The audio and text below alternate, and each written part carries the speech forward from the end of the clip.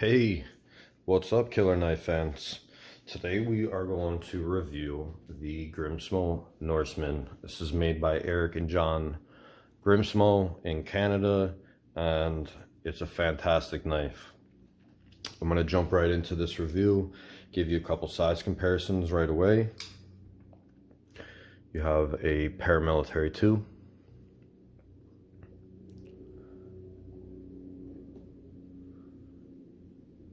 Not too much bigger than that. Chris Reeves, large and cozy.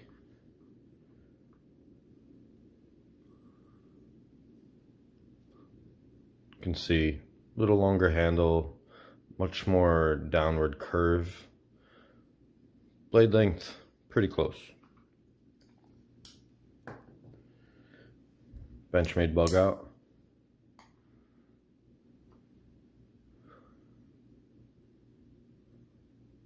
I love this bug out. I wouldn't have any other one. Obviously, much larger than the bug out.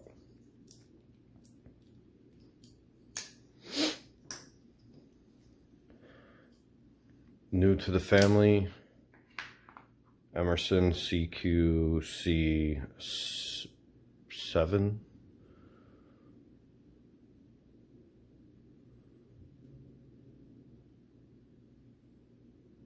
And shorter blade, shorter handle. I'm gonna do a disassembly of this coming up soon, guys.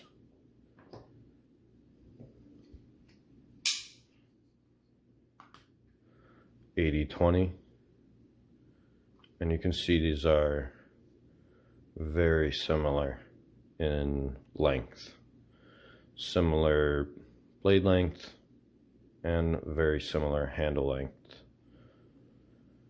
And the ergonomics, we'll get into that soon, but very nice ergonomics. And then one of the larger knives I own, the Praetorian tie. Might have to move this down a little bit, get this in the picture. Now, you look at the size comparison and you're gonna say, well, this doesn't seem that much smaller than that. But trust me, it is much smaller. It's like, put like 2 or 3 of these Grimsmos into the tie. All right, so now we got that. Let's weigh it up.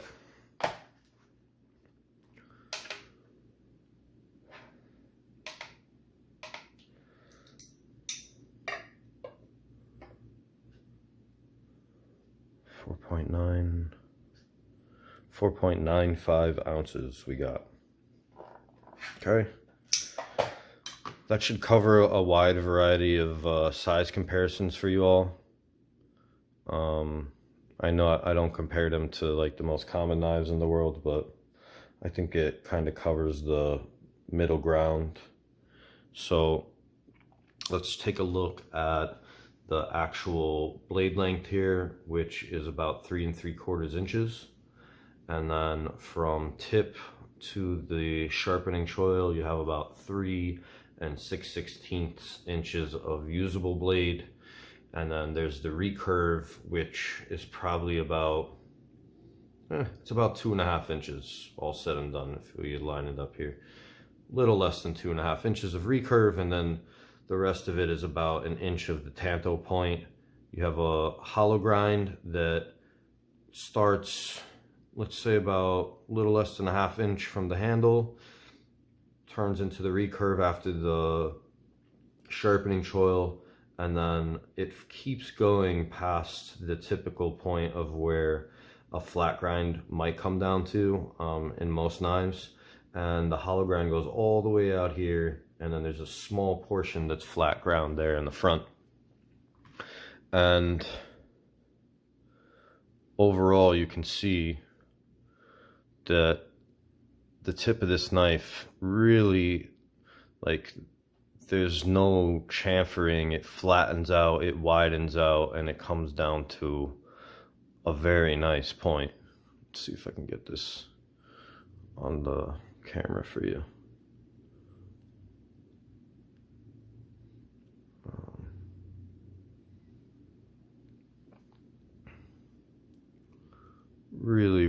nice point there.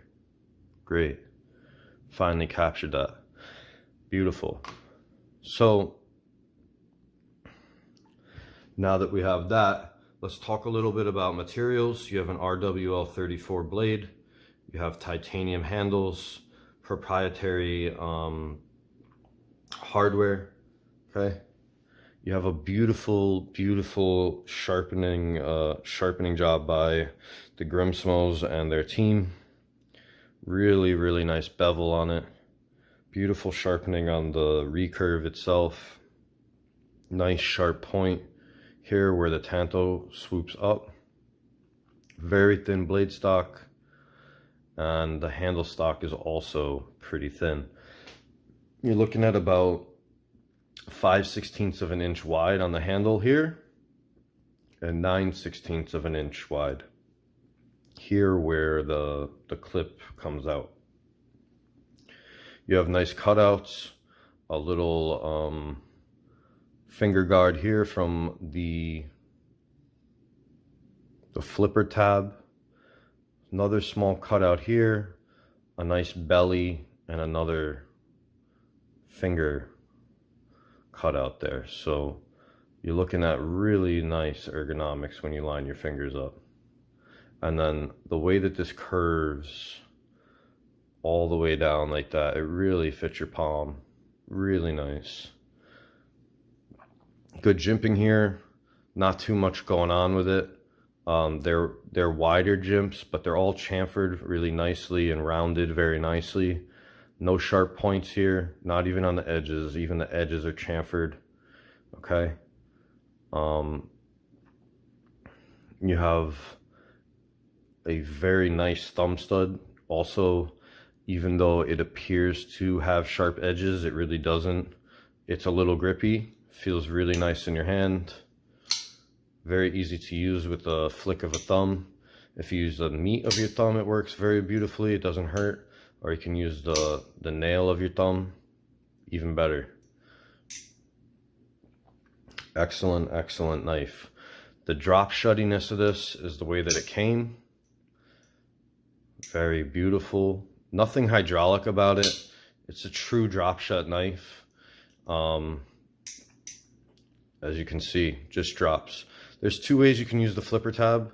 You can use just your fingernail, if you guys have fingernails. If you don't, then you're looking at more of a push button action here, and you'll see it works beautifully.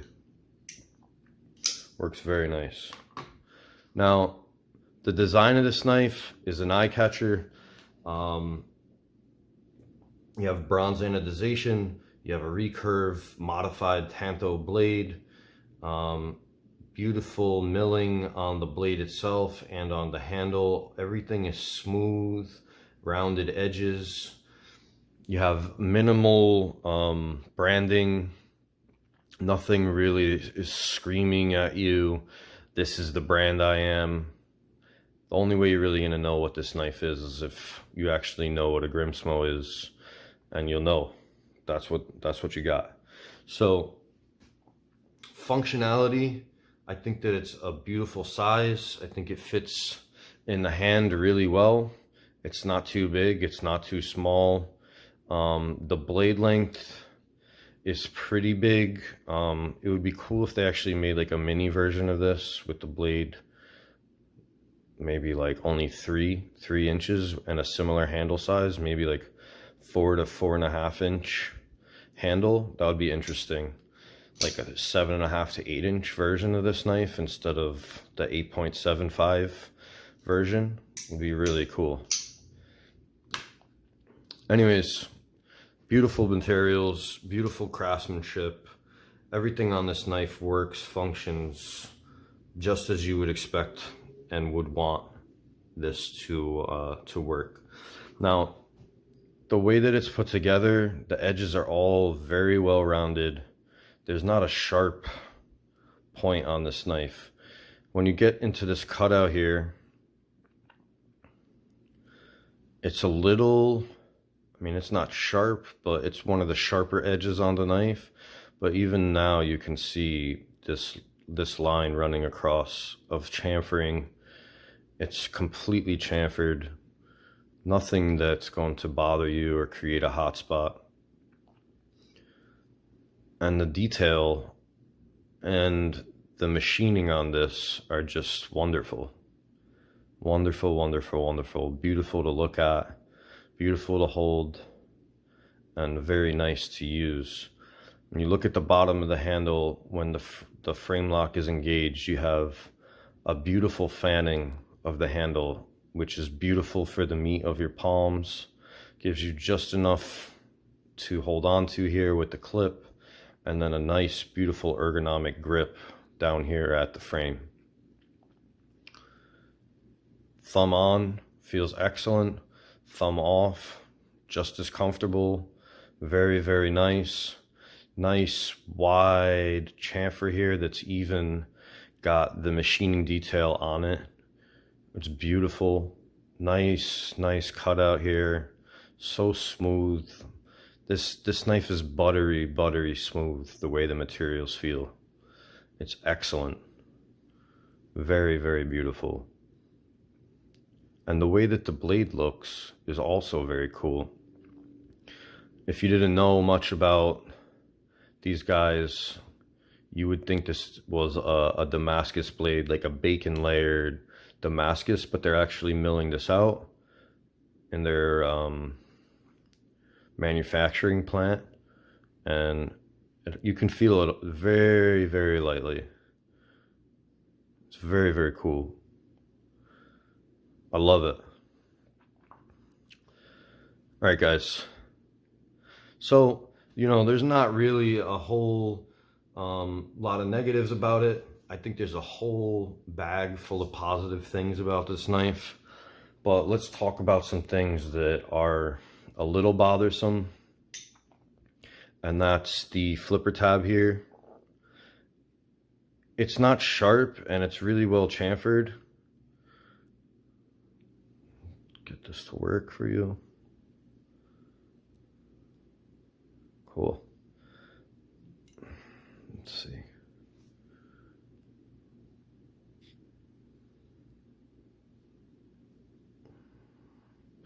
Anyways, it's a little pointy there for a fingertip.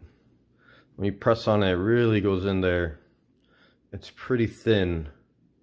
Also keep in mind, you know, this isn't a wide pad for your finger. So in this, you're using this as a push button. It's not painful, but it can get a little bothersome if you're playing with it.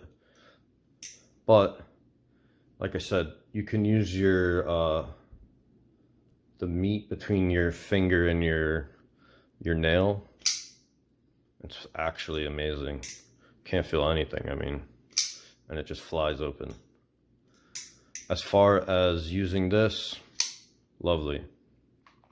I mean, honestly, the only gripe I have on it is that I wish that this was maybe a little flatter or had a little, maybe a little more cutouts here and was a little flatter so that you could really grip it better with your finger. Because, I mean, a lot of times you don't really need a huge flipper tab to flip your knife. So, I mean, it's really my only gripe with the knife. And then let's talk about price here. You're looking at a $900 knife. So that puts a lot of people out of range from purchasing this knife. I see knife centers charging like $1,400 for this. Guys, you can buy that if you want, but the Grimsmos are releasing this on their website almost constantly. Every few days, every week, there's a couple knives they put up. So if you're watching the site, you'll be able to grab one, and they're like between, I think they're like between like $850 and $1,000 at the highest end. They could have Damascus blades and stuff. They never had that when I looked, but I'm sure the Damascus is probably closer to that $1,400 range. But for this, looking at about $900. And then the anodizing. I don't actually have a problem with my anodizing fading in and out. But this knife seems to be really problematic with the anodization. And I was well aware of that actually, as I was getting it. But I hear the blue and I think their pinks are like the least susceptible to the fading. But you gotta, either you really care about how the anodization looks or you don't, like me, where I'm kind of fine with that faded bronze look. But if you're not okay with this fading, I cleaned this right before the video, and it was bright and shiny, and now it's, it's dulled out, and there's parts of it when you look at it. The video may not do this any justice because you're not seeing it before and after, but it gets a little grayed. Let's see. It looks great on the video, but in comparison to like right after you clean it, it's really, it gets a little disappointing, I guess, and that's a price you pay with the anodization. It's not that big of a deal to me. So you got a real handful of positives here. If you can afford this knife is really, really excellent. It's definitely one of my top favorite knives, ergonomically, and just using it and fidgeting with it. It's just super fun. I love it. Using it, cutting with it, super sharp, unbelievably sharp. And I want to give this knife a 9 out of 10. And the reason for that is the ano is kind of, it's iffy, you pay that much for a knife. I mean, you expect to be able to handle it longer than 20 minutes without it completely changing how it looks. Maybe I'm a little crazy. I don't know. I have a lot of anodized knives and they just don't change color like this. And also, like I said, the flipper tab is just a little ergonomically obtrusive for your finger. It hurts a little bit. If you do it wrong, it really hurts because then it's like really pressing in there. But I love this knife. Thanks for watching, guys. If you're looking for a true killer knife, this is it. Subscribe, like, comment below. Let me know your opinions on this. And stay tuned. Later on, I will have a disassembly of this knife. All right, have a killer afternoon.